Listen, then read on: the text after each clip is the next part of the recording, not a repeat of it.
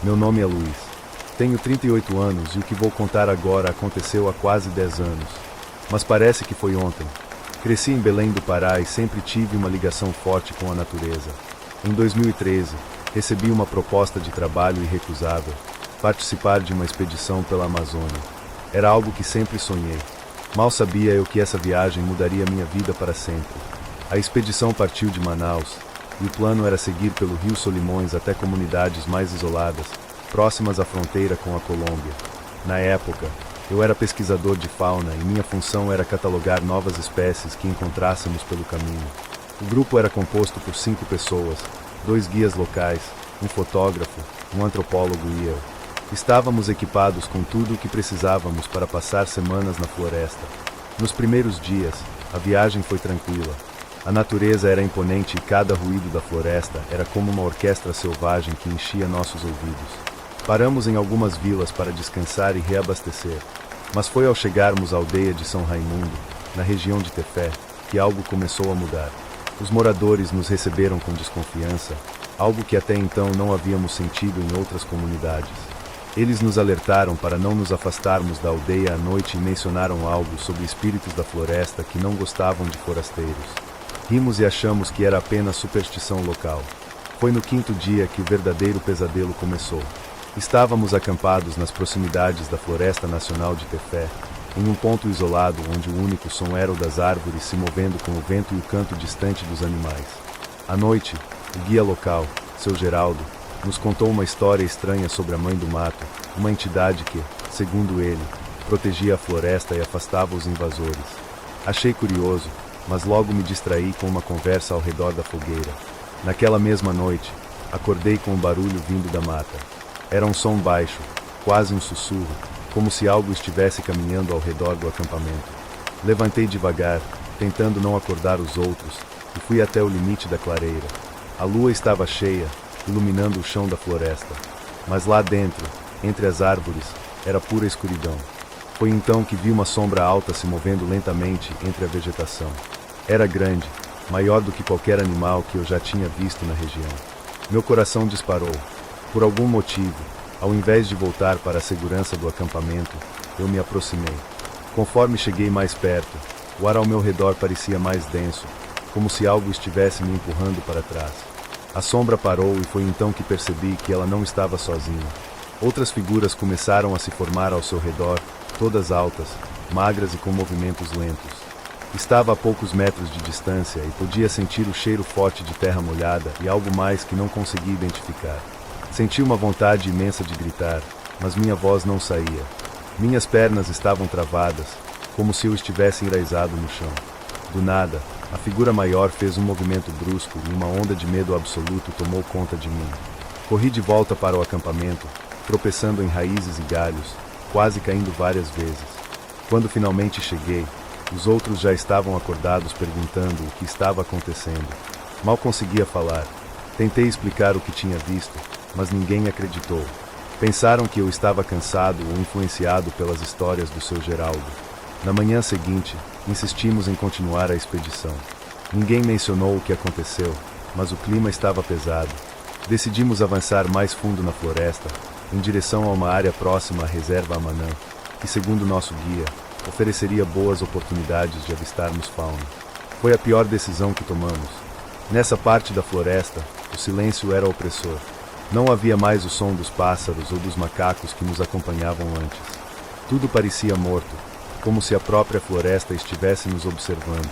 No 2º dia nessa região, por volta do entardecer, encontramos um pequeno casebre abandonado. Decidimos passar a noite ali, mas, desde que chegamos, eu sentia que algo estava errado. Sei que, neste ponto, pode parecer exagero, mas peço que você acredite em mim.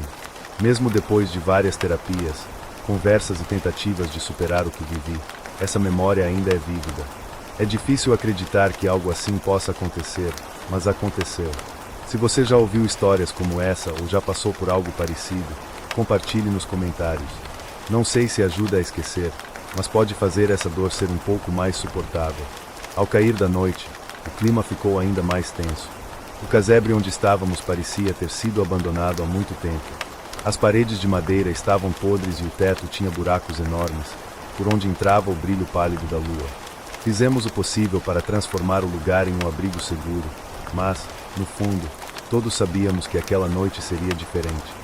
Não conseguia parar de pensar nas figuras que tinha visto dias antes. Não era só medo, era a sensação de que algo muito ruim estava prestes a acontecer. Enquanto o grupo se preparava para dormir, seu Geraldo acendeu uma vela e começou a rezar baixinho.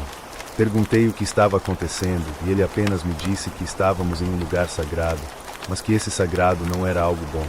Meus nervos estavam à flor da pele, mesmo sem querer. Comecei a perceber pequenos detalhes estranhos ao redor. O vento não fazia mais barulho entre as árvores e o som das folhas secas havia desaparecido. O casebre parecia envolto em um silêncio absoluto, como se estivéssemos isolados do resto do mundo. Foi por volta das 3 da manhã que aconteceu. Estava deitado em um dos cantos, tentando me manter acordado, quando ouvi um ruído que parecia vir do lado de fora. No começo era apenas um farfalhar, como se algo estivesse se arrastando pela terra, mas logo ficou mais intenso, mais próximo. Olhei para os outros e percebi que todos estavam acordados, ouvindo o mesmo som. Ninguém se movia. O fotógrafo, Pedro, foi o primeiro a se levantar. Ele acenou para seu Geraldo e os dois pegaram lanternas, saindo para ver o que estava acontecendo. Quis avisá-los para não irem. Algo dentro de mim gritava que aquilo não era normal, mas fiquei quieto, paralisado pelo medo. O barulho ficou mais alto. Era como se algo estivesse circulando o casebre, cada vez mais rápido. As lanternas de Pedro e seu Geraldo balançavam na escuridão, iluminando apenas fragmentos da floresta ao redor. De repente, ouvimos um grito que nunca vou esquecer. Pedro voltou correndo para dentro, pálido e tremendo, mas seu Geraldo não estava com ele. Algo o pegou. Ele disse com os olhos arregalados, quase em estado de choque. Nós perguntamos o que ele tinha visto, mas ele não conseguia falar. Apenas repetia: pegou ele. Pegou ele. Enquanto se segurava o peito como se estivesse sufocando. Naquele momento, o fotógrafo apontou para a janela. Algo estava do lado de fora. Uma sombra se movia lentamente entre as árvores. Mas não era igual à que eu tinha visto antes. Essa era menor, mas mais ameaçadora. E então, com um estrondo, a porta do casebre foi arremessada para o lado. O que entrou pela porta não era humano. Era uma figura alta e magra, com pele enrugada e olhos negros, sem vida. Seu rosto parecia uma máscara, como se fosse feito de madeira, com marcas profundas que lembravam cortes ou cicatrizes. Ele nos encarou por um momento que parecia uma eternidade, antes de dar um passo para dentro. Meu coração disparou, e eu sabia que se não fuguíssemos naquele instante, estaríamos mortos. Pegamos o pouco que conseguimos carregar e corremos pela floresta sem direção. O grito de Pedro ainda ecoava em meus ouvidos enquanto corríamos, mas não olhei para trás. Eu não queria ver o que estava nos perseguindo. Corremos por horas, tropeçando em raízes, caindo em buracos, até que finalmente encontramos o rio. Estávamos exaustos, sujos e em estado de choque. Ninguém dizia uma palavra. Entramos no barco e navegamos sem parar até chegarmos a uma vila mais ao sul, perto de Alvarães. Lá pedimos ajuda aos moradores que nos levaram para Manaus no dia seguinte. Até hoje não sei o que era aquela coisa que vimos na floresta. Não sei se foi algo sobrenatural ou se minha mente foi consumida pelo medo, mas o que aconteceu naquela noite me assombra até hoje. Depois disso, larguei meu emprego e tentei esquecer tudo, mas não consigo. Eu nunca consegui me livrar das imagens, dos sons, daquela sensação de ser caçado. Já tentei de tudo, terapias, meditação, até mesmo remédios. Nada apaga o que aconteceu. Se você está lendo isso, gostaria de saber.